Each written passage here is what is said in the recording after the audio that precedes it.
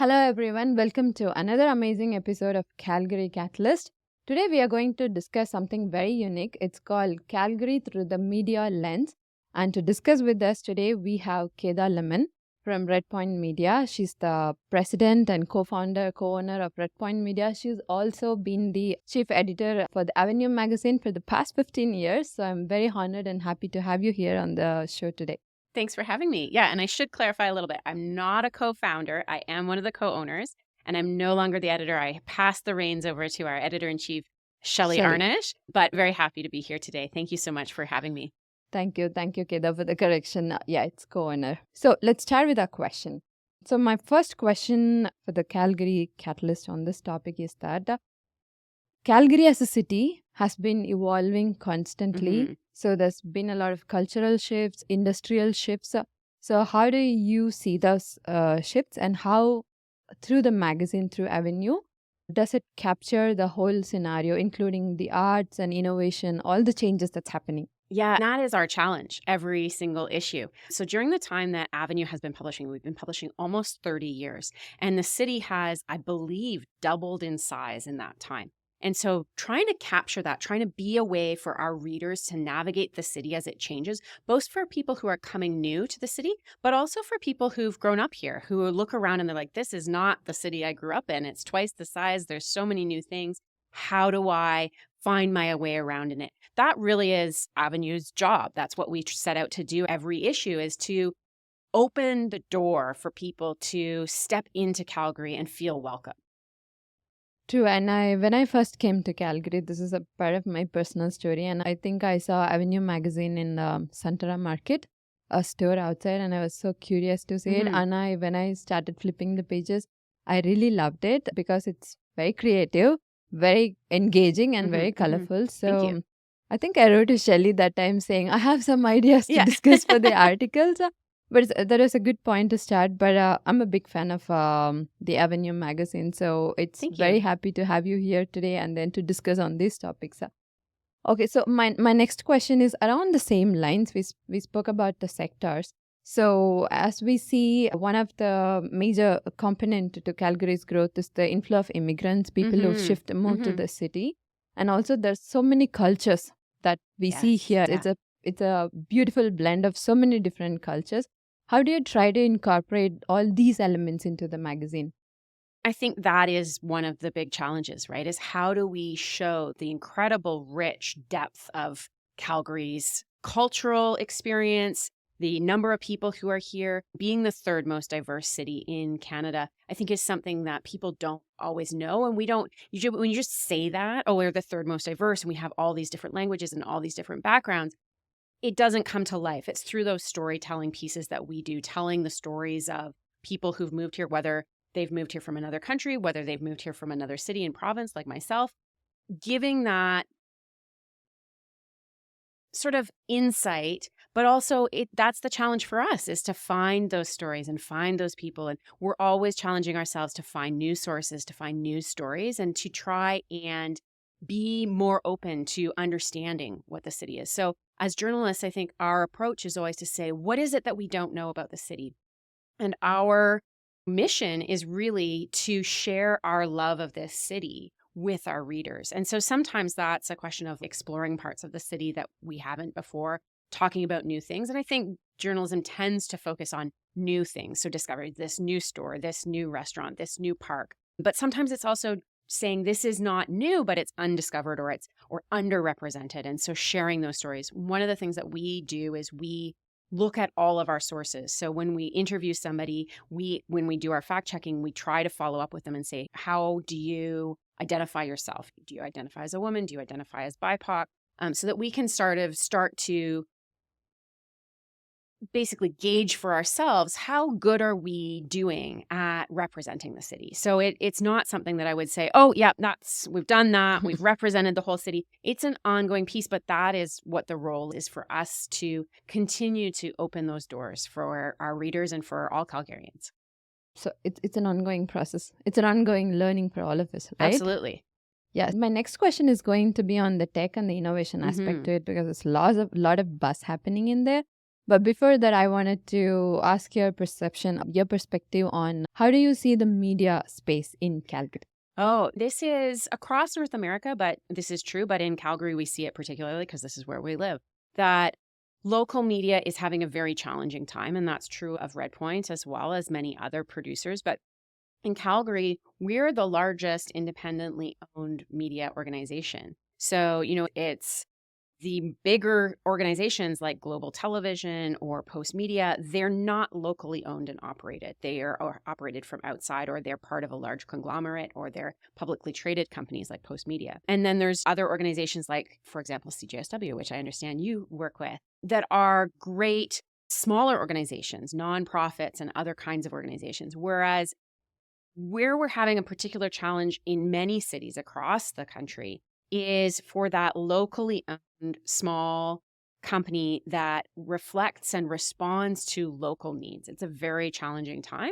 And so for us, we're really digging into those questions of what is our business model? What do we really do? And we've been working to reconceptualize our business from being that idea of a fairly traditional magazine and media model where we produce content, we sell advertising, we sell some content, to thinking of ourselves as a social enterprise where our job is connecting.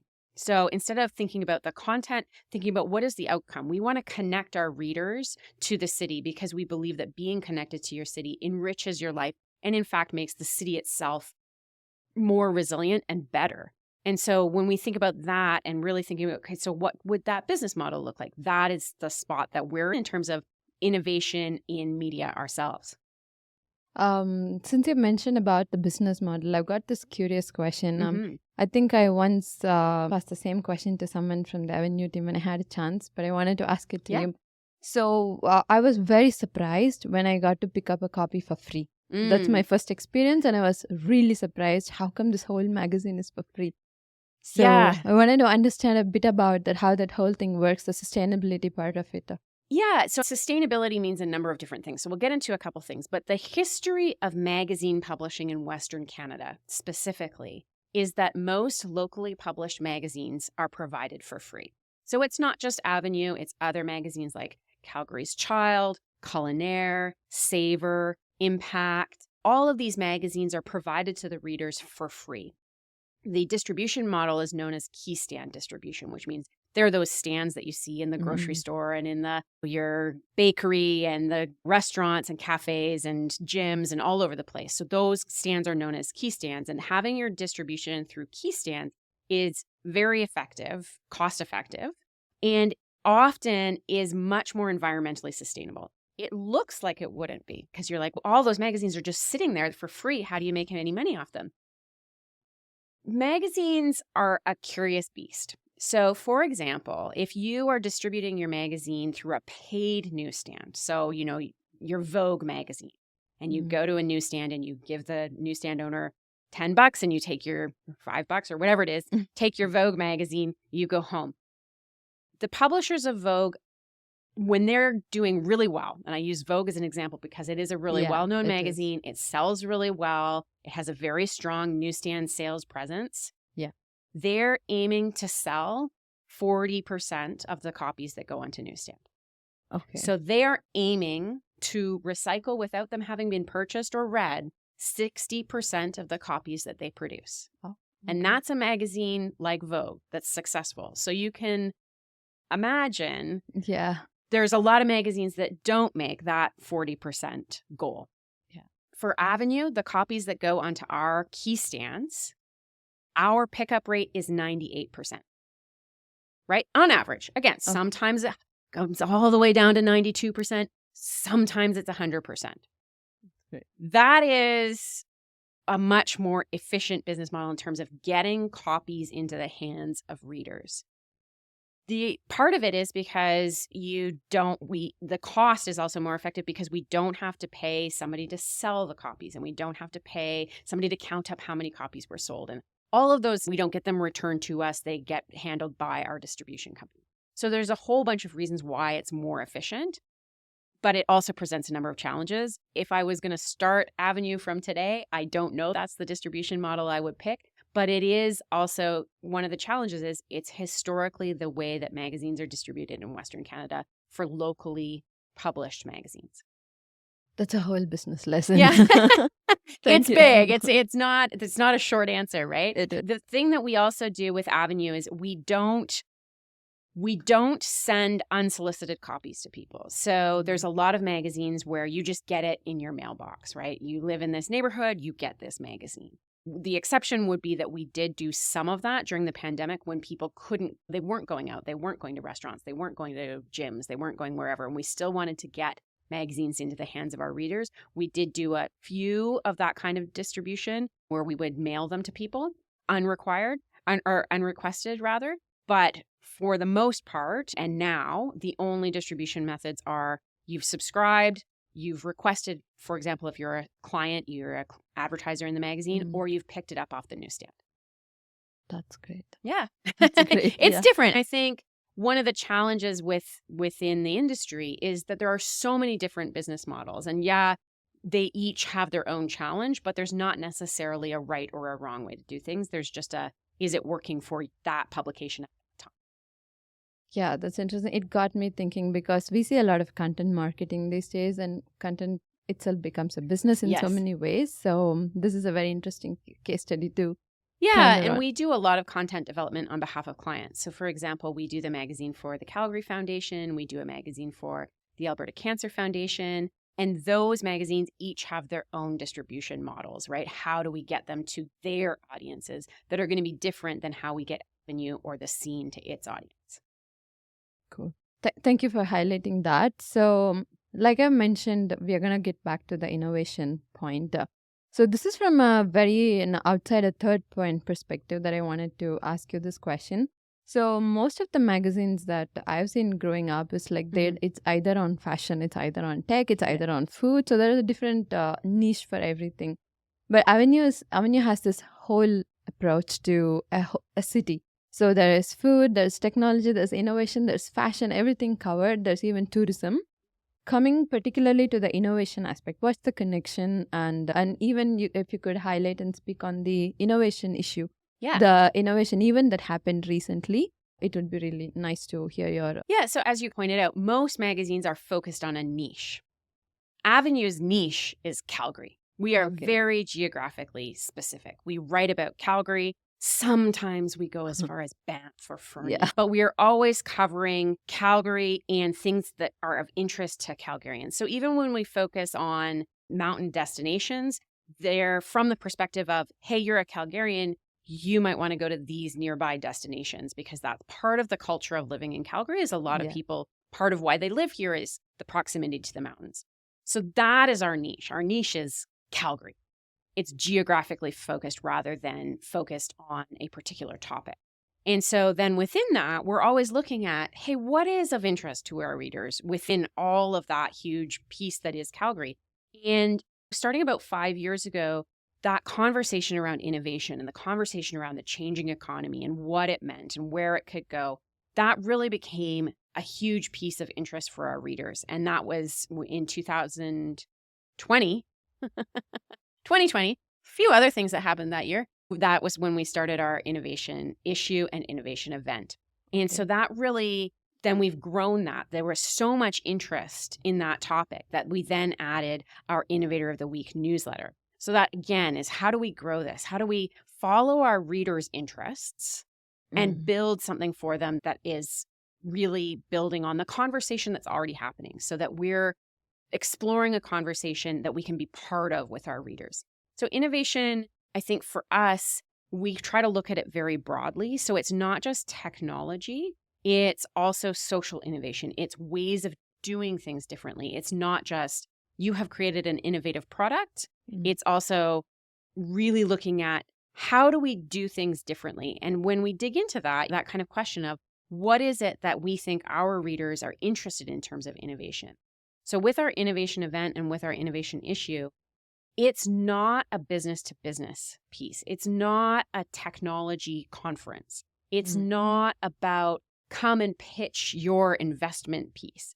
It's about building the excitement around this city and the exciting things that are happening here. So with the innovation event, it really is come to this event, learn about these amazing local companies and innovators and what they're doing, and be excited. Because when we started talking to innovators, one of the things that we heard over and over was there's nowhere to tell our stories. We don't know how to get our stories out there. And the challenge that means for people is that it doesn't inspire and it's hard to build. So when you're trying to build an innovation ecosystem, you really need there to be that storytelling piece where people are just excited. And part of that is so that you can attract both investment, you can attract new companies, and you can attract and retain talent. Because if people don't believe, oh, there's a lot going on here, if they lose a job or they get invited to take a job, they're maybe not going to take it because they don't think there's enough going on. And so what we thought our part in that building that innovation ecosystem is really telling and celebrating those stories, which doesn't mean not problematizing things that are going wrong. So not raising flags and saying, hey, this is not doing what we wanted to do. For example, last year at our innovation event, one of the panel discussions was, how do we restart startup culture, right? There's certain elements of startup culture that seem to be reinforcing already existing sort of structures that we want a new economy to change. So when we talk about creating a new economy around technology, we want to ensure that different people get opportunities. We want to ensure that there's a broad ecosystem of different types of technologies, different types of people working on those technologies and innovation. We don't want it to replicate some of the problematic issues of the oil and gas sector. We want it to be new, right? So we don't want to waste an opportunity to create a really changing new ecosystem.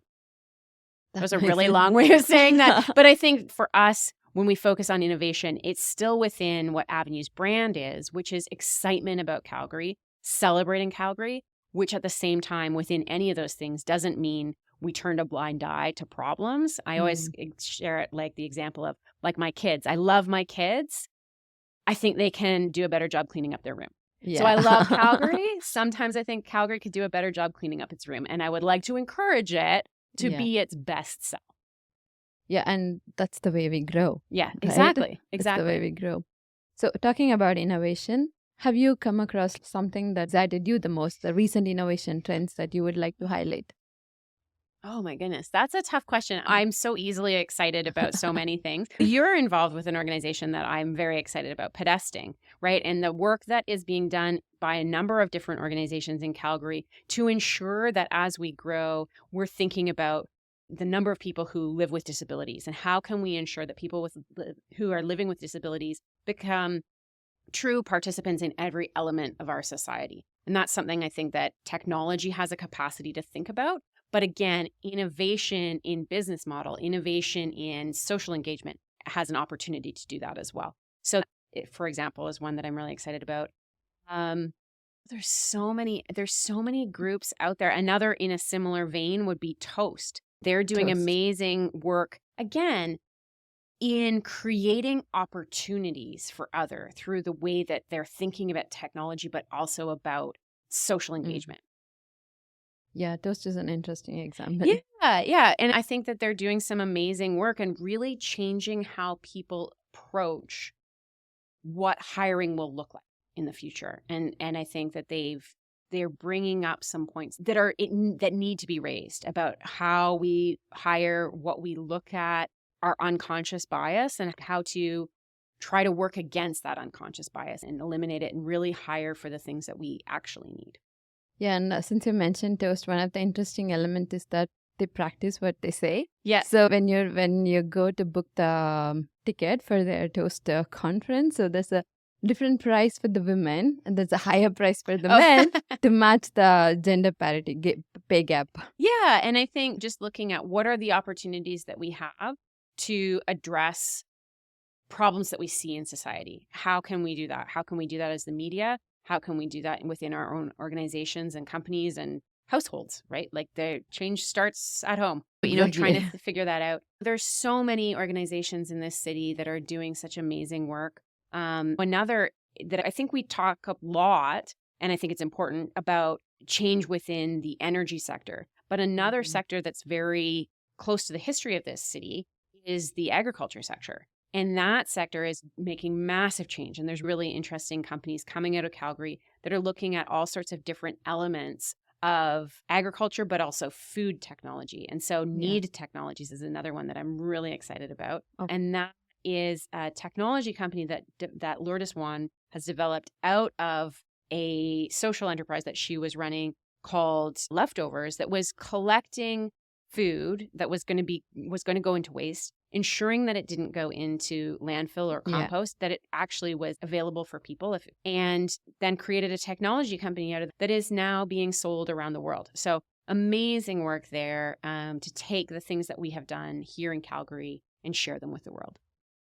It is very wonderful and interesting to see how many examples that we can bring out of our own Calgary's ecosystem. And in a way, that's what the podcast is trying to do too. So the aim of the podcast in itself is to bring out those so many areas of growth and challenges and opportunities for discussion so that everybody get benefited out of it. Yeah, and I think that name, right, Catalyst, that idea of what can we do to start a change that others can take on, that can grow beyond what we do ourselves.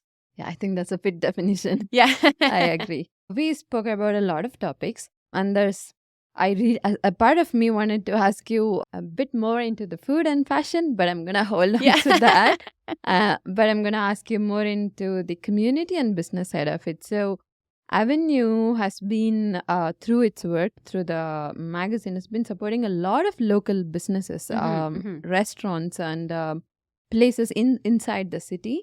And also, as a point of connection, it really brings a lot of people together. So I wanted to know from your perspective about how its work and impact on the business sector and also on the community development part of it. Yeah, I think our impact, there's a couple of different ways that Avenue and Red Point has impact on the business community. One is that through our publications like Avenue, like The Scene, we highlight businesses and organizations and events to our readers. We say, hey, this is happening. You should take part in it. And the implicit in that is living your best life in Calgary means shopping local, and it means going out to a restaurant, and it means going to the theater or participating in other types of cultural events. And so that's part of the support that we give to the business communities to highlight local businesses and organizations. The other is that we provide a really great space for advertising messages. So that is a reciprocal piece where businesses support us to support the community, and then also to have their own message shared through the magazine. When we try to create a really beautiful publication that's engaging and that draws readers in and they want to spend a lot of time with, both in print and digital. So we have a very high time on site. We're always trying to increase our time on site metrics with our readers. But that's really how we support the business community. And then finally, we support a lot of local nonprofits and charities with either reduced cost or free advertising. So that's the final way that we do that. Through our writing is the primary way that we engage our readers in the conversation about the city.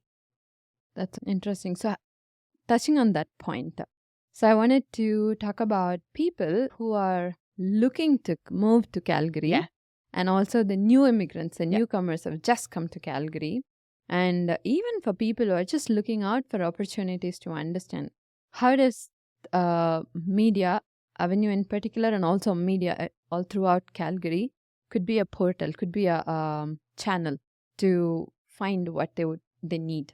I think for a lot of people who are new to a city, that's one of the first things that they do is they look at the local media to be like, okay, what's this city about? What's going on here?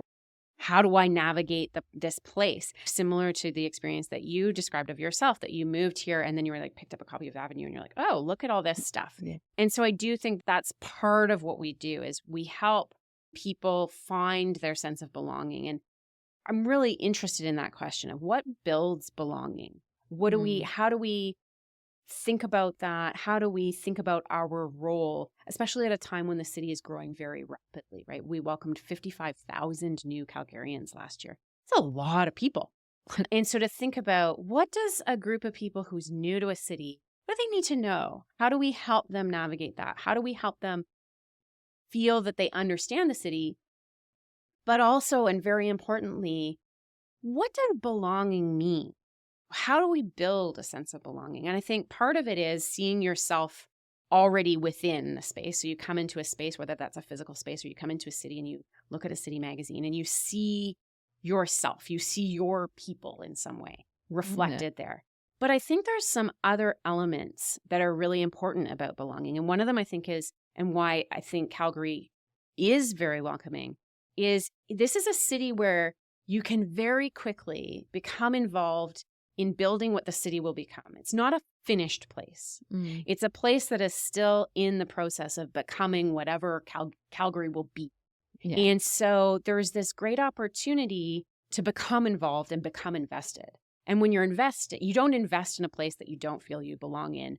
But also, once you're invested, you feel like you belong. So there's like a kind of virtuous circle there. Yeah. But I don't know if I'm answering your question in a way, because I think it's something that we're still really exploring, because I think it's a piece that's changing. I think that people do feel very disconnected, not only people who are new to a city, but we're at a time in our society where it's very easy to feel lonely, to feel isolated, to feel disconnected.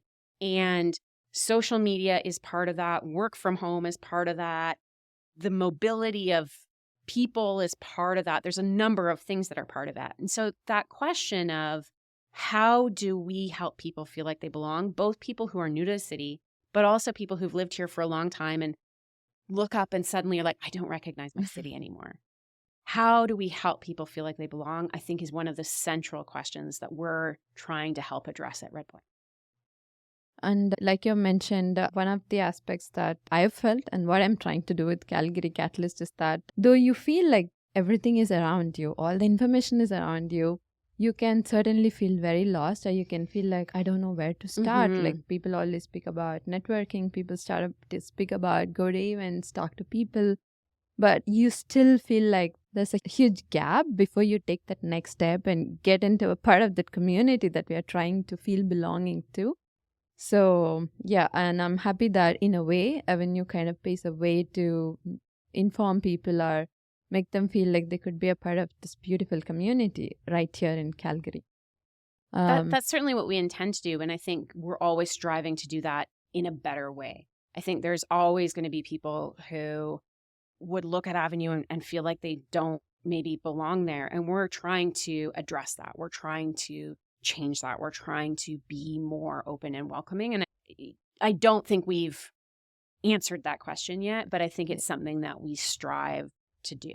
It's a work in progress. Absolutely. And that's one of the joys of working at a magazine is you're never finished. Yeah. Like you finish an issue. And so there's a kind of satisfaction. You put the issue out and you get a physical thing and you feel really good about it. But there's also, it's a conversation. It's ongoing. Yeah. It's a marathon, not a sprint, because as soon as you've got one out the door, you're already probably working on not just the next one, but the one after that as well. Yeah. So I think definitely it's a work in progress. We have come to the last couple of questions. So I wanted to focus on these questions for students, or people who are trying to make a step in this career. So especially for students or even newcomer students. So for people who wanted to make a mark, who wanted to have their career in the media, in the print media, in the media space, what would you tell them? Where could they start? It's a challenging industry because as long as I've been working in media, so I've almost exclusively worked in-house in magazines. I had a couple little dabbles here and there in other places, but for the most part, since 1998, I have worked in-house in a magazine. I've done very little freelance writing. I've done very little work outside of magazine. That entire time, I've been being told, magazines are dying, print is dying, everything's going online. And there's a certain element of that's true, but there's a very strong element that's not the full story, right? For Avenue, for most magazines, we make the bulk of our revenue on print. We make the bulk of our money on the print publication and getting it out to people. Digital is making more money than it used to. Okay. but it's still not very significant in terms of the comparison to the print. And that's true for most media companies. There are some exceptions, but that's true for most. Now, in terms of you want to start your career in media, I think the first question is, what does that mean to you? What is it you actually want to accomplish? Who is it you want to reach? And what is it you want to do when you reach them? What are you trying to do? Because knowing your why, knowing what inspires you to want to do media, whatever that means to you, that is going to help you a lot more than just saying like, how do I get into print?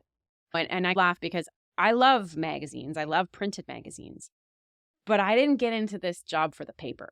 Like I got into this because I love sharing people's stories. I love talking to people and connecting them. And so when you dig into that and you say, we're not a printer. We don't do the printing job ourselves at Redpoint. We get another company to do the printing for us. We write the stories. We put the content together. We put it into a beautiful package that engages the audience and draws them in. It's not the paper that's the point. The point is connecting readers to their city. So the first thing that I would suggest to anyone, probably in any industry, but in media in particular, is why is it that you think that you want to work in this? Why is it that you want to get involved in? And that's been changing over time. It used to be that TV was the big thing. TV is changing a lot faster than print is, which was not anticipated 20 years ago, right? It was not anticipated that television stations would be having way more struggles than magazines. So,